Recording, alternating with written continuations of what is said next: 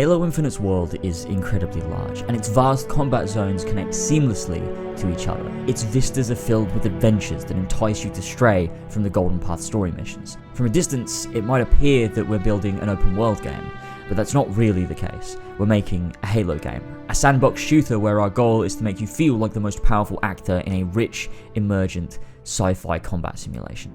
For example, if you zoom into some of this month's screenshots, you'll catch glimpses of the wildlife that inhabits the ring. Halo Infinite's campaign doesn't have a crafting system, however, and you won't spend time hunting and skinning animals to make better gear for Master Chief. Spartans wear Mjolnir assault armor, they don't need leather boots.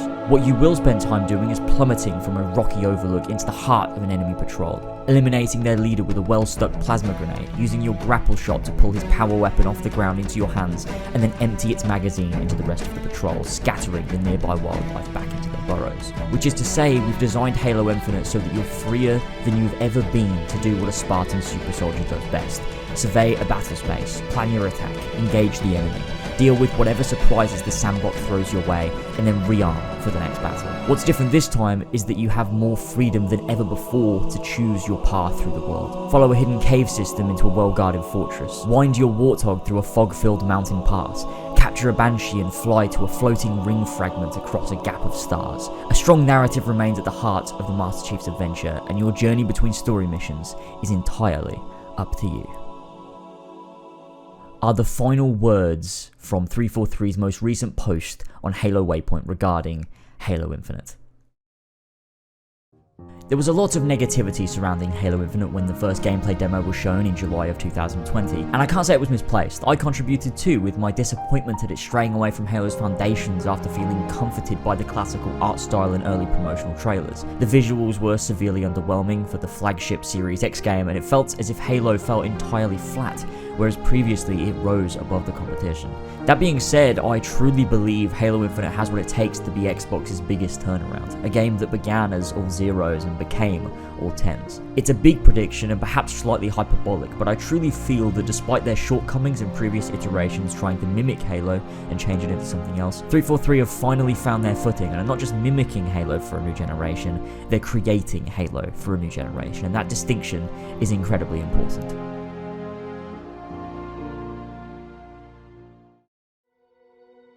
In this video, I wanted to focus on the most recent Halo Waypoint post. The quote that I read at the beginning is obviously from that post.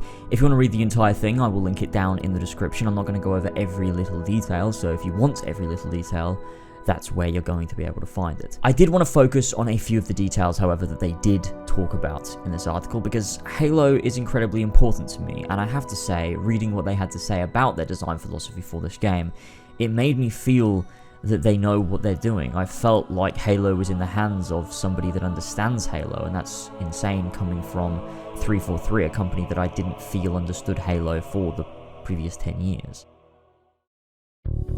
Starting off, they talk about the art style and the direction they want to go with that. They have two philosophies for how art style works in Halo Infinite. The first being simplicity and the second being legacy. They wanted very specifically to stray away from the overcomplicated art styles of Halo 4 and more specifically Halo 5. Halo became this very unnecessarily photorealistic game in the later iterations. 343 strayed from that simplistic art style of the original Halo games and made everything far too overcomplicated and far too detailed when it didn't need to be. Halo used to say a lot more about itself by showing a lot less, whereas 343 seemed to turn that on its head. The second, of course, being legacy, in which they've looked at Halo 3 and Halo 1 and, of course, Halo 2 in building this game.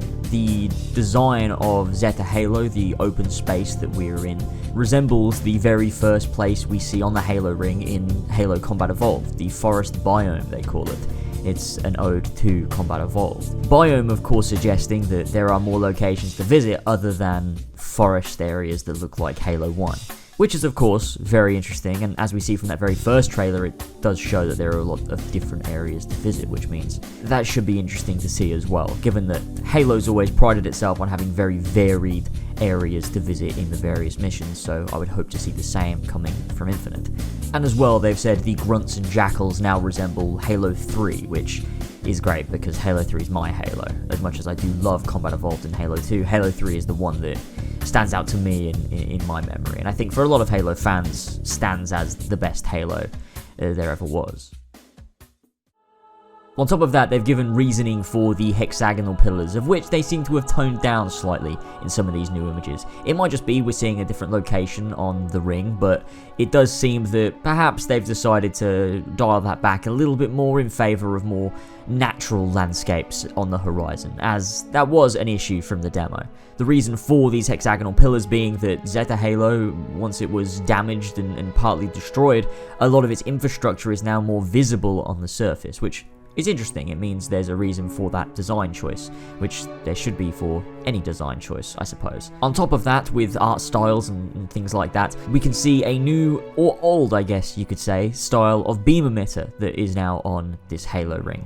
In the original trailer for Halo Infinite, we saw a beam emitter that looked very reminiscent of Halo 4, and in these new screenshots we're seeing a beam emitter that looks very reminiscent of Halo 3 and Halo 1, which is really nice to see. It could be that there are just different architectures in different parts of the ring, which is very welcome as well. I like to see that, the melding of designs. So whether it's that or whether they've just changed it is yet to be seen. However, there is of course a screenshot that we'll talk about later on that maybe explains that a little bit more.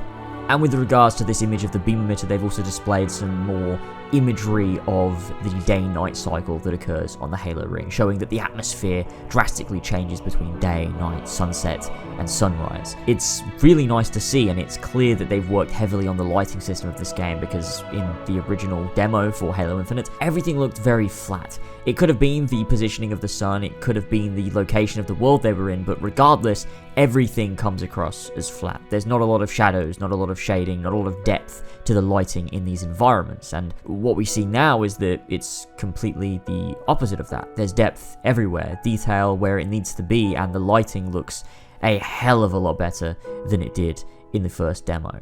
I mean, just looking at these screenshots, you can see the sniper rifle looks much better than that assault rifle we saw in the very first demo, and I love the design of it. It's very Halo, with the full screen sights and the chunkiness to it. It feels very Legacy Halo, and I appreciate that a lot. In the distance, we can see this very Halo 4, Halo 5-esque Forerunner building, which to me makes it feel as if they're trying to explain the reason for the change in art style in Halo 4 in a sense. There are different now Forerunner constructs that exist in the Halo universe. The Halo 4 and 5 style that we've seen, and the original Halo 1 to 3 style, which obviously look a bit more simplified. Having these exist in the same space is interesting, and it'll be quite intriguing to explore these locations and see how they interact differently with the player and what it feels like to explore these varied locations. And talking about exploration, they've talked about the structure of this game, creating a ring that invites the player to explore. And I have to say, in that first demo,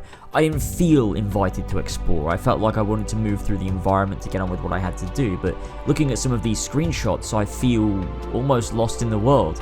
Looking at the foliage, looking at the lighting, looking at that imposing structure in the distance, it's something I want to go closer to. I want to explore, I want to see what I can find. That same feeling you get from booting up Halo 1 and getting dropped into that ring for the first time. You want to go and explore, but you can't because it's a linear game. Allowing us to then do that in a slightly more open environment, which is what they're doing with Infinite, it plays into something that I always felt I wanted to do in previous Halo titles, and I think they've managed to capture that in these screenshots more than they ever did in that demo.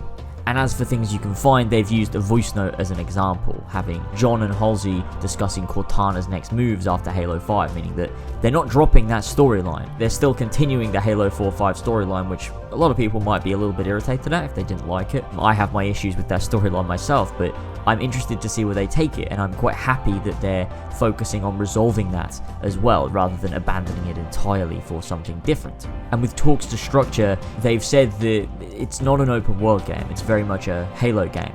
There are missions that take you through the golden path that they're calling it, which sounds like they're having classic set-piece Halo missions that can be navigated to through an open space. The way that I expect that'll work is that you're heading through an open space, a linear space that's relatively open, and you're going to, as you progress, come across missions that seamlessly integrate themselves into the main story. So you're not going to walk through a doorway and it's going to load a mission, have a loading screen, and pop up with a title card, you're going to seamlessly enter what feels like a classic Halo mission that then joins you into the next open explorable space. That's what it feels like to me. So set pieces and missions that are linked together by open and explorable biomes. That's what it sounds like they're doing to me. If you think differently, let me know in the comments below, but that gets me very excited because it means that we're getting these explorable spaces that make you want to explore and discover things. And at the same time, we get those classic Halo set-piece story-focused missions, and it sounds like their design philosophy is in exactly the right place.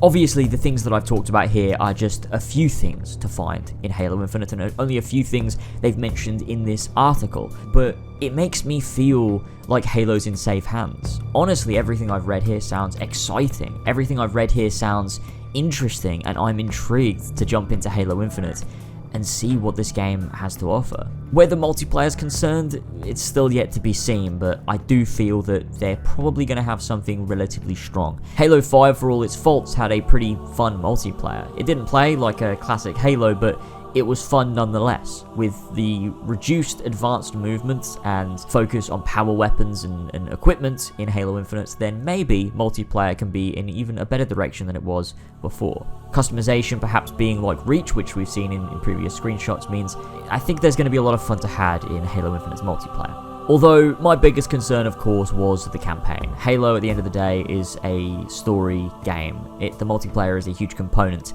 but Halo to me has always been the story, the lore, the characters, and the world that you exist in. And I feel that with everything they've said in this article, Halo Infinite is going in exactly the right direction. And I didn't think I would say that, especially after the demo that made me feel so disappointed. I feel that the showcase was a poor showcase of what actually is a fantastic game, focusing on all the wrong elements when really there's so much greatness to be displayed. I can't wait to see the next demo for Halo Infinite. I think that they're going to be able to display much better visuals, a much better design philosophy, and gameplay structures that look and feel exciting, that feel Halo.